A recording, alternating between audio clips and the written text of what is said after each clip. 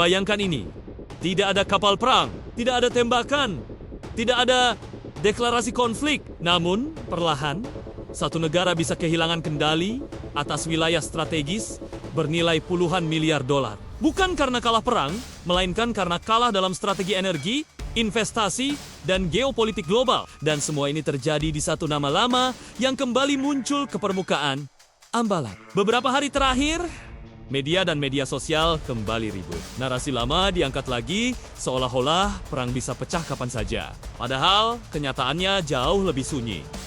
Dan justru karena sunyi, situasinya jauh lebih menentukan. Ambalat bukan soal kapal perang. Ambalat adalah soal siapa yang menguasai masa depan energi Asia Tenggara. Banyak orang keliru memahami Ambalat. Ini bukan pulau dan bukan daratan. Ambalat adalah blok laut di Laut Sulawesi yang diyakini menyimpan cadangan minyak dan gas bernilai strategis tinggi. Letaknya di lepas pantai Kalimantan Timur, sangat dekat dengan perbatasan laut Indonesia. Indonesia mengklaim wilayah ini sebagai bagian dari zona ekonomi eksklusif sesuai konvensi hukum laut PBB. Sementara Malaysia bersandar pada peta sepihak tahun 1979 yang tidak pernah disepakati secara bilateral. Inilah akar sengketa yang sebenarnya. Ketegangan ini bukan hal baru. Pada tahun 2005, kapal perang Indonesia dan Malaysia pernah berhadapan dalam jarak yang sangat dekat. Dunia menahan napas. Namun perang tidak terjadi dan sengketa itu dibiarkan menggantung. Menggantung bukan berarti selesai. Menggantung berarti menunggu momentum. Momentum itu datang ketika dunia berubah. Pandemi global, perang Ukraina, dan krisis energi internasional membuat satu hal menjadi jelas. Energi bukan lagi sekadar komoditas. Energi adalah alat geopolitik, penentu daya tawar, dan fondasi kekuatan ekonomi jangka panjang. Wilayah yang dulu terlihat biasa kini berubah menjadi aset strategis bernilai tinggi.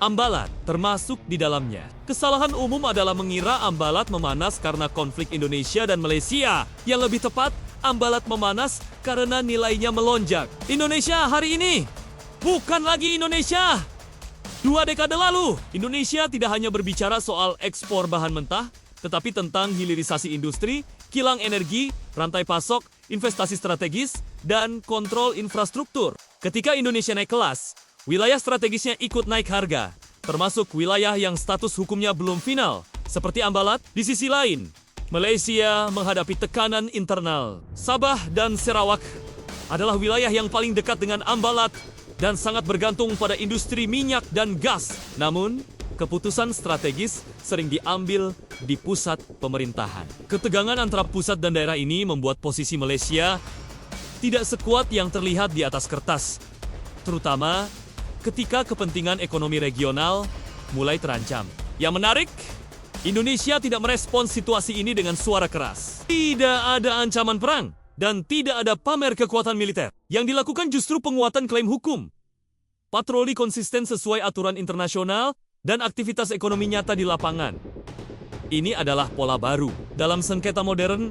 Yang unggul bukan yang paling berisik, tetapi yang paling siap ketika meja diplomasi akhirnya dibuka. Perubahan besar terjadi ketika Indonesia menggandeng Arab Saudi. Arab Saudi bukan investor biasa. Negara ini hidup dari energi dan memahami nilai strategisnya. Kerjasama bernilai miliaran dolar mencakup kilang minyak, petrokimia, hidrogen, energi bersih, dan rantai pasok jangka panjang. Banyak proyek ini diarahkan ke Indonesia Timur, khususnya Kalimantan. Ini bukan kebetulan, melainkan bagian dari strategi energi dan geopolitik yang terukur. Masuknya Arab Saudi mengubah permainan. Sengketa Ambalat tidak lagi murni urusan dua negara. Ia menjadi bagian dari kepentingan energi global. Ketika aktor besar masuk, kalkulasi semua pihak ikut berubah. Proyek kilang besar di Bontang, Kalimantan Timur, yang lama dianggap terlalu mahal dan terlalu berat, kini mendapat napas baru. Lokasinya dekat Laut Sulawesi dan berdekatan dengan wilayah Ambalat. Fakta ini bukan simbolik, tetapi strategis. Secara hukum, status Ambalat memang belum sepenuhnya final. Namun dalam diplomasi internasional, fakta lapangan seringkali lebih menentukan daripada argumen di atas kertas. Wilayah ini kini dikelilingi oleh kilang modern, infrastruktur energi, investasi bernilai tinggi, dan jalur distribusi nasional. Secara strategis, posisinya makin condong ke Indonesia. Indonesia tidak mengatakan, "Ini milik kami." Indonesia menunjukkan, "Ini kami kelola, ini kami bangun, dan ini masa depan kami." Narasi seperti ini jauh lebih sulit dibantah oleh siapapun.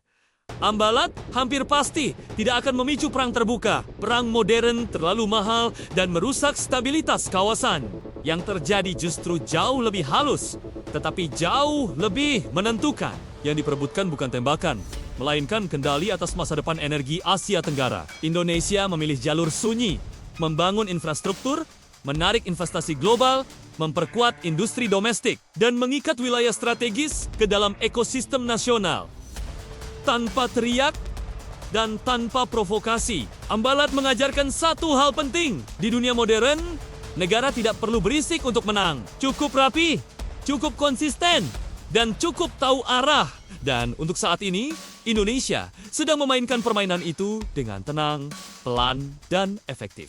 Pembahasan Ambalat juga berkaitan erat dengan defense, budget, manajemen, dan strategi alokasi belanja negara. Dalam beberapa tahun terakhir, Indonesia meningkatkan anggaran pertahanan secara terukur dengan pendekatan berbasis risk management dan long-term strategic planning. Tujuannya bukan eskalasi militer, melainkan memastikan perlindungan terhadap strategic economic assets yang bernilai tinggi, terutama di sektor energi, logistik, dan infrastruktur maritim. Fokus utama dari belanja ini adalah penguatan maritime security investment, kapal patroli lepas pantai, Furegato, Maruchiro Oru sistem radar terpadu, dan pengawasan wilayah laut menjadi prioritas. Bagi negara kepulauan dengan jalur perdagangan dan energi yang vital, stabilitas maritim adalah fondasi pertumbuhan ekonomi. Tanpa keamanan laut yang kredibel, rantai pasok energi dan investasi bernilai miliaran dolar tidak akan berkelanjutan. Di luar aspek laut, Indonesia juga memperkuat aerial surveillance dan intelligence capability. Investasi pada pesawat patroli maritim, sistem pengawasan berbasis satelit, dan teknologi drone diarahkan untuk meningkatkan situational awareness. Dalam konteks geopolitik modern, keunggulan bukan terletak pada jumlah senjata, melainkan pada kualitas data, integrasi sistem, dan kecepatan pengambilan keputusan berbasis informasi. Aspek penting lainnya adalah industrial policy di sektor pertahanan. Pemerintah mendorong kerjasama internasional yang mencakup teknologi transfer, local content requirement, dan industrial upgrading. Dengan pendekatan ini, belanja alutsista tidak berhenti sebagai pengeluaran fiskal, tetapi menjadi instrumen pembangunan industri nasional, penciptaan lapangan kerja berkualitas, serta penguatan ekosistem manufaktur berteknologi tinggi. Pendekatan ini juga berdampak langsung pada investment climate. Proyek energi dan infrastruktur bernilai besar membutuhkan kepastian keamanan jangka panjang. Disinilah pertahanan berperan sebagai economic enabler, bukan sekadar fungsi keamanan. Negara yang mampu menjaga stabilitas wilayah dan aset strategisnya cenderung menarik foreign direct investment yang lebih berkualitas dan berjangka panjang. Pada akhirnya, anggaran pertahanan dan modernisasi alutsista harus dipahami sebagai bagian dari National Competitiveness Strategy, bukan alat konfrontasi, melainkan mekanisme untuk menjaga stabilitas, kepercayaan investor, dan posisi tawar Indonesia dalam ekosistem ekonomi global. Dalam konteks Ambalat, kombinasi antara energy strategy defense investment dan industrial policy membentuk satu pesan yang konsisten. Stabilitas kawasan dikelola secara profesional, terukur, dan berorientasi jangka panjang.